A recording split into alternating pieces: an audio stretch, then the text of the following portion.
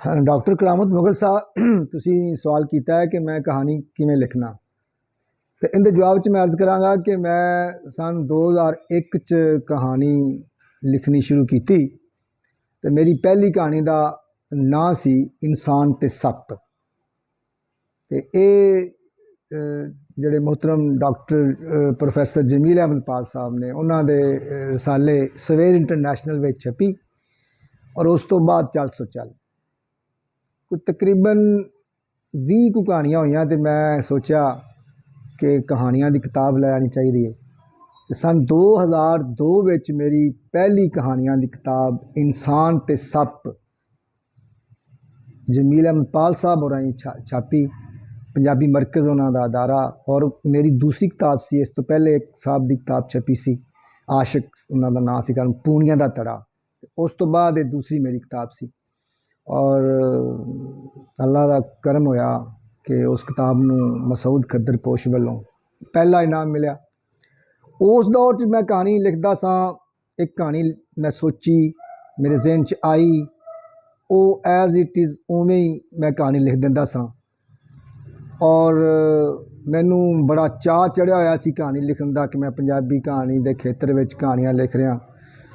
ਔਰ ਮੈਂ ਕੋਈ ਨਹੀਂ ਸਮਝਦਾ ਕਿ ਵੈਸੇ ਤਾਂ ਚੂँਕਿ ਸਤਲੁਜ ਦੇ ਕੰਢੇ 'ਤੇ ਰਹਿਣ ਵਾਲੇ ਲੋਕ ਹਾਂ ਅਸੀਂ ਅਤੇ ਸਾਡੀ ਜਿਹੜੀ ਬੋਲੀ ਹੈ ਪੰਜਾਬੀ ਜ਼ੁਬਾਨ ਜਿਹੜੀ ਸਾਡੀ ਹੈ ਉਹ ਦੂਜਿਆਂ ਨਾਲੋਂ ਕਦਰੇ ਬਿਹਤਰ ਹੈ ਕਿਉਂਕਿ ਆਮ ਤੌਰ 'ਤੇ ਜਿਹੜੇ ਦਰਿਆਈ ਇਲਾਕੇ ਦੇ ਨੇੜੇ ਦੇ ਰਹਿਣ ਵਾਲੇ ਲੋਕ ਹੁੰਦੇ ਨੇ ਉਹਨਾਂ ਦੀ ਜ਼ੁਬਾਨ ਜਿਹੜੀ ਹੈ ਉਹ ਥੋੜ੍ਹੀ ਜਿਹੀ ਅਸਲ ਵੱਲ ਹੁੰਦੀ ਹੈ। ਸ਼ਹਿਰੀਆਂ ਦੀ ਥੋੜ੍ਹੀ ਜਿਹੀ ਜ਼ਰਾ ਨਹੀਂ ਹੁੰਦੀ ਜਿਹੜੀ ਇਸ ਘਾਟ ਨੂੰ ਉਹ ਪੜ੍ਹ ਕੇ ਪੂਰਾ ਕਰਦੇ ਨੇ। ਸਾਨੂੰ ਜ਼ਰਾ ਵੈਸੇ ਹੀ ਆਮ ਬੋਲ ਚਾਲ 'ਚ ਮਤਲਬ ਮੌਕਾ ਮਿਲ ਜਾਂਦਾ ਹੈ ਅਤੇ ਸਾਡੀ ਬੋਲੀ 'ਚ ਜਿਹੜੇ ਲਫ਼ਜ਼ ਆ ਜਾਂਦੇ ਨੇ ਉਹ ਅਸੀਂ ਉਹਨਾਂ ਨੂੰ ਹੰਢਾਇਆ ਹੁੰਦਾ ਅਤੇ ਉਸ ਵਕਤ ਬਹਰਹਾਲ ਮੈਂ ਲਫ਼ਜ਼ਾਂ ਦੇ ਬਾਰੇ ਕਦੇ ਨਹੀਂ ਸੋਚਿਆ ਸੀ ਜਾਂ ਕੋਈ ਮੈਂ ਜਾਣ ਬੁੱਝ ਕੇ ਕੋਈ ਅਖਾਣ ਨਹੀਂ ਪਾਉਂਦਾ ਸਾਂ। ਜੋ ਕੁਝ ਵੀ ਆਉਂਦਾ ਸੀ ਸਾਰਾ ਕੁਝ ਉਹ ਉਸ ਤਰ੍ਹਾਂ ਹੀ ਆਉਂਦਾ ਸੀ ਫਲੋ 'ਚ ਹੀ ਰਵਾਨੀ 'ਚ ਹੀ।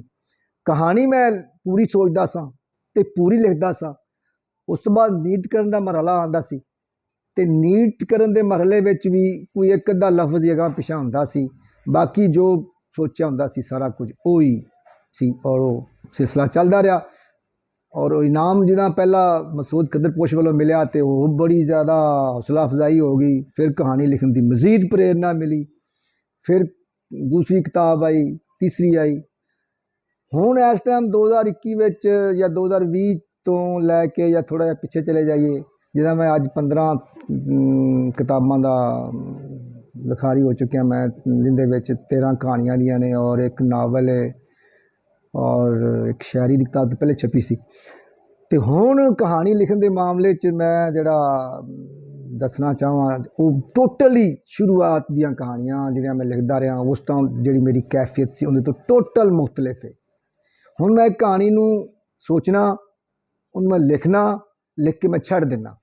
ਉਸ ਤੋਂ ਬਾਅਦ ਕੀ ਹੁੰਦਾ ਹੈ ਕਿ ਟੁਰਦਿਆਂ ਫਿਰਦਿਆਂ ਖਾਣਾ ਖਾਂਦਿਆਂ ਕਿਸੇ ਨਾਲ ਗੱਲ ਕਰਦਿਆਂ ਕਿਸੇ ਕੋਲ ਜਾਂਦਿਆਂ ਕੋਈ ਕਿਤਾਬ ਪੜ੍ਹਦਿਆਂ ਉਹ ਕਹਾਣੀ ਮੇਰੇ ਉੱਤੇ ਸਵਾਰ ਰਹਿੰਦੀ ਹੈ ਔਰ ਉਸ ਕਹਾਣੀ ਦੇ ਵਿੱਚ ਮੈਂ ਇੰਨਾ ਖੁੱਭ ਜਾਂਦਾ ਕਿ ਅਗਰ ਮੈਂ ਕੋਈ ਹੋਰ ਕਹਾਣੀ ਪੜ੍ਹ ਰਿਹਾ ਹੋਵਾਂ ਕਿਸੇ ਰਾਈਟਰ ਦੀ ਅਤੇ ਉਹ ਉੱਥੋਂ ਰਹਿੰਦਾ ਮੈਂ ਆਪਦੀ ਕਹਾਣੀ 'ਚ ਹਾਂ ਲੇਕਿਨ ਪੜ੍ਹ ਮੈਂ ਕਿਸੇ ਹੋਰ ਨੂੰ ਰਿਹਾ ਹੁੰਦਾ ਅਤੇ ਅਗਰ ਉੱਥੋਂ ਮੈਨੂੰ ਕੋਈ ਅੱਛਾ ਲਫ਼ਜ਼ ਮਿਲ ਜਾਂਦਾ ਹੈ ਅਤੇ ਮੈਂ ਸੋਚਣਾ ਯਾਰ ਇਹ ਲਫ਼ਜ਼ ਜਿਹੜਾ ਕਿ ਪਹਿਲੇ 2002 'ਚ ਨਹੀਂ ਸੀ ਅਤੇ ਮੈਂ ਫਿਰ ਕੋਸ਼ਿਸ਼ ਕਰਨਾ ਫਿਰ ਮੈਂ ਉਹ ਮੇਰੀ ਕੋਸ਼ਿਸ਼ ਹੁੰਦੀ ਹੈ ਕਿ ਕਹਾਣੀ ਜਿਹਦਾ ਨੀਟ ਕਰਾਉਣਾ ਅਤੇ ਜਿਹਨੂੰ ਤੁਸੀਂ ਪਰਫੈਕਸ਼ਨਿਸਟ ਕਹਿ ਸਕਦੇ ਹੋ। ਪਰਫੈਕਸ਼ਨ ਜਿਹੜੀ ਹੈ ਨਾ ਉਹ ਮੇਰੇ 'ਚ ਇੰਨੀ ਕੁ ਆ ਗਈ ਕਿ ਹੁਣ ਮੇਰੇ ਵਾਸਤੇ ਨਾ ਇੱਕ ਹਿਸਾਬ 'ਤੇ ਅਜ਼ਾਬ ਬਣ ਗਿਆ ਕਹਾਣੀ ਲਿਖਣਾ।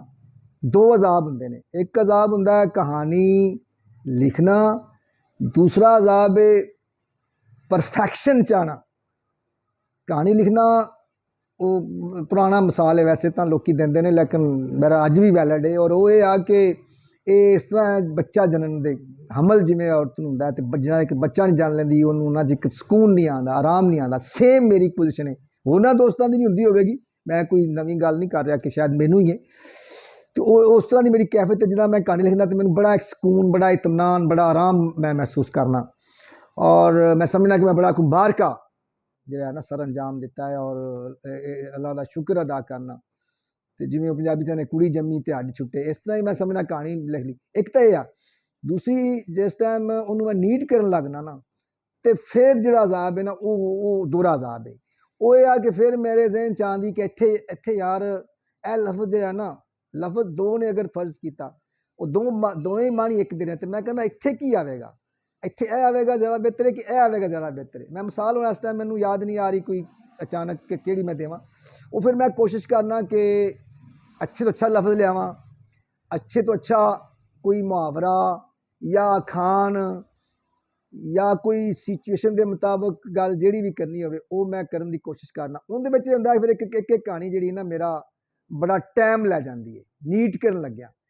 अच्छा, अगली गल इदू भी दिलचस्प है, वो ये आ कि जिदा मैं कहानी नीट करना तो जो कहानी मैं पहले लिखी हुंदी है ना, नीट करदियां करदियां करदियां करदियां आखिरकार ये हुंदा है कि आखिर तक जांदियां वो कहानी वो नहीं रह जाती जिहड़ी मैं शुरू च लिखी हुंदी है या शुरू सोची हुंदी है। उहदे विच बेहतरी आंदी जांदी है, इंप्रूवमेंट मेरे ख्याल च। मैं समझना फैसला तो कारी कर सकता है कि ना उन्हें तो मेरी पहली कहानी पढ़ी नहीं हुंदी जी मैं पहले रफ लिखी हुंदी है, लेकिन मैं समझना कि जिदा मैं नीट करना उहदे च बेहतरी आंदी जांदी है, इंप्रूवमेंट आंदी जांदी है। और ये उन्ना जिक्र वैसे होंदा है जिन्ना जिक्र मैं नीट नहीं कर लेंदा, उन्ना जिक्र उनके बारे अच्छी तो अच्छा सोचना, अच्छे तो अच्छी चीज़ लियाना। अच्छा, और नीट करने तक अंजाम होर हो जाता है कहानी का, नीट करने तक उहदे च कोई बेहतरी चीज़ दी आ जाती। मैं मिसाल दे सकना, मेरे को इस टाइम कहानियाँ है ने, मेरी एक कहानी मनाही है उनके बारे मैं कह सकना, फिर एक खराबल कहानी है मेरी उनके बारे मैं दस सकना कि वो आखिर ते जाके उन्होंने बिल्कुल ही जो अंजाम सी वो बदलता गया और मैं समझना कि अच्छा हो गया। अच्छा, लेकिन एक और चीज़ है कि जिस तरह मैं कहानी लिख लेना यानी नीट कर लेना, उस तो बाद फिर मैं उन्होंने एक साइड तक कर देना, फिर वो मेरे तो कहानी मेरे जहन चों खत्म हो जाती, फिर मेरे तो छाई नहीं रही। मेरा जड़ा वो एक कहानी दा एक जड़ा बुखार चढ़िया होंदा है वो उतर जाता है, फिर उहदे च बेहतरी आवे आमनी होंदी जरूर है, बेहतरी की तो गुंजाइश हमेशा ही रहिंदी है, लेकिन फिर मैनू नहीं उहदे नाल कोई लागा दिखा जाता उस कहानी नाल, उहनूं फिर मैं वो छपन नूं दे देना और वो जिस तरह छप के आ जाती है हो जाती। एक तो एक तक बाकी जी कहानी लिखना है, कहानी की दुनिया च मैं समझना अल्लाह का मेरे ते बड़ा वड्डा करम है, अल्लाह का ये मैनू बड़ा आज़ाद है, अल्लाह ताला का गॉड गिफ्टेड जी चीज़ है। हर बंदा कहानी नहीं लिख सकता, लिखते बहुत सारे ने और अच्छा ही लिखते हैं, सब कुछ खैर है, लेकिन ना ये कहानी की जिन्हों अल्लाह वालों देन है ना, वो इस गल जानता है कि जिदा कहानी दुनिया चो वड़दा है ना, तो ये एडी अद्भुत पुरअसरार किस्म की दिलचस्प किस्म की रंगीन किस्म की दुनिया है कि इनका एक वखरा ही स्वाद है। तुहाडा जिहड़ी भी तुहानूं मुश्किलात ने जिंदगी में तुसीं जूझ रहे हो, तुहाडे मसैल ने, तुहाडियां बहुत सारियां मुश्किलां ने, घरेलू ने या बाहर दियां ने, दफ्तर च करदे हो या कॉलेज तुसीं पढ़ांदे हो या किते भी, जिदा तुसीं कहानी की दुनिया च वड़दे हो, तुहाडा सारा तुहाडी जिहड़ी राइटर की गल कर रहा, पढ़ना भी एक मज़ा है, लेकिन मैं बतौर तखलीकार गल कर रहा कि तुसीं कहानी लिखदे हो, लिखण दे दौरान तुसीं सारे जिहड़े ने ना ये मसैल इन्हां तो एक बार तुहानूं ना बिल्कुल जिहड़ा है ना वो छुटकारा मिल जाता है कहानी लिखण दे दौरान। उस तो बाद कहानी लिख के तुहानूं तस्कीन मिलती है, तुहाडी कतारसिस हो जाता है, तुहाडा ज़हन जिहड़ा सुकून जिहड़ा है उनका बहुत बूस्ट यानी तुसीं वध जाता है और वो तुहानूं इस तरह समझो जिवें रीफ्रैश तुसीं हो जाते हो आपदे आप नूं कहानी लिख के। और अगर किताब छपन तक मरहला आ जाए तो फिर तो कमाल ही हो जाता है कि तुहानूं तुसीं आपदा फर्ज अदा करता है, हुण कारी तक गल पहुँच गई है और हुण कारी जाने ते किताब जाने तुहाडी ते तुसीं तां आपदा फर्ज अदा कर चुके हो। तो कहानी की दुनिया पढ़दियां भी मज़ा है, आपकी कहानी लिखदियां भी मज़ा है। और मैं समझना कि अगर ये देन अल्लाह ने मैनूं दित्ती है और मैं वो लौटा रहा आपदे कारियां नूं, तो मैं कोई किसी ते एहसान नहीं कर रहा, ये ज़्यादा इनका फायदा जिहड़ा है ना मैं सोचा है, मैं देखिया है, वो मैनू ही हुंदा है। मैं हर लिहाज नाल ना अगर मैं अज जिंदा हाँ, अगर मैं अज कोई थोड़ा बहुता नॉर्मल जिंदगी गुजार रहा तो मैं समझना कि उनकी वजह मेरा कहानी लिखना है। अगर मैं कहानी ना लिखता होंदा तो शायद अज मैं अच्छी इन्ना नॉर्मल शायद अब नॉर्मल हो जाता, ਇੰਨੀ ਨਾਰਮਲ ਜ਼ਿੰਦਗੀ ਨਾ ਗੁਜ਼ਾਰਿਆ ਹੁੰਦਾ। ਲਫ਼ਜ਼ ਤਾਂ ਅਜੀਬ ਜਿਹਾ ਤੁਹਾਨੂੰ ਲੱਗ ਰਿਹਾ ਹੁੰਦੇ ਸੁਣਨ ਲੱਗਿਆ, ਲੇਕਿਨ ਇਹ ਸੱਚੀ ਗੱਲ ਕਰ ਰਿਹਾ ਜੀ। ਮੈਨੂੰ ਕਹਾਣੀ ਨੇ ਜ਼ਿੰਦਾ ਰੱਖਿਆ ਹੋਇਆ ਹੈ, ਮੈਂ ਕਹਾਣੀ ਨੂੰ ਨਹੀਂ ਜ਼ਿੰਦਾ ਰੱਖਿਆ। ਕਹਾਣੀ, ਪੰਜਾਬੀ ਕਹਾਣੀ ਨੇ ਮੈਨੂੰ ਬੜਾ ਕੁਝ ਦਿੱਤਾ ਹੈ। ਮੈਂ ਇਹ ਦੇਣ ਦੇ ਨਹੀਂ ਸਕਦਾ, ਇਹ ਸ਼ੁਕਰੀਆ ਮੈਂ ਅਦਾ ਨਹੀਂ ਕਰ ਸਕਦਾ। ਤੇ ਇਸ ਸਫ਼ਰ ਵਿੱਚ ਮੇਰੇ ਨਾਲ ਜਿਹੜੇ ਦੋਸਤ ਮੇਰੇ ਮੁਹੱਬਤ ਕਰਦੇ ਨੇ, ਮੇਰੇ ਪਿਆਰ ਕਰਨ ਵਾਲੇ ਜੀ ਨੇ, ਅਗਰ ਮੈਨੂੰ ਇਜਾਜ਼ਤ ਦਿੱਤੀ ਜਾਵੇ ਤੇ ਇਹਨੂੰ ਖੁਦ ਕਿਸੇ ਕਿਸਮ ਦੀ ਕੋਈ ਖੁਸ਼ਾਮਦ ਨਾਲ ਸਫ਼ਰ ਕੀਤਾ ਜਾਵੇ, ਤੇ ਉਹ ਮੇਰੇ ਪ੍ਰੋਫੈਸਰ ਡਾਕਟਰ ਕਰਾਮਤ ਮੁਗਲ ਸਾਹਿਬ ਨੇ, ਪ੍ਰੋਫੈਸਰ ਜਮੀਲਨ ਪਾਲ ਸਾਹਿਬ ਸਾਡੇ ਮੁਰਸ਼ਦ ਨੇ ਕਹਾਣੀਕਾਰੀ ਦੇ ਮੈਦਾਨ 'ਚ। ਅਸੀਂ ਉਹਨਾਂ ਨੂੰ ਵੇਖ ਕੇ ਲਿਖਣਾ ਸਿੱਖਿਆ ਹੈ, ਉਹਨਾਂ ਕੋਲੋਂ ਹਮੇਸ਼ਾ ਹੀ ਪੁੱਛਦੇ ਰਹਿੰਦੇ ਹਾਂ। ਕਰਾਮਤ ਮੁਗਲ ਸਾਹਿਬ ਨਾਲ ਵੀ ਡਿਸਕਸ ਹੁੰਦੀ ਰਹਿੰਦੀ ਹੈ, ਹੋਰ ਵੀ ਦੋਸਤ ਨੇ ਜਿਨ੍ਹਾਂ ਨਾਲ ਥੋੜ੍ਹੀ ਬਹੁਤੀ ਕੋਈ ਨਾ ਕੋਈ ਕਿਸੇ ਨਾ ਕਿਸੇ ਹਵਾਲੇ ਨਾਲ ਗੱਲ ਹੋ ਜਾਂਦੀ, ਲੇਕਿਨ ਜ਼ਿਆਦਾਤਰ ਜਿਹੜਾ ਹੈ ਨਾ ਉਹ ਅਸੀਂ ਇੱਕ ਦੂਜੇ ਨਾਲ ਗੱਲ ਕਰਦੇ ਰਹਿੰਦੇ ਹਾਂ।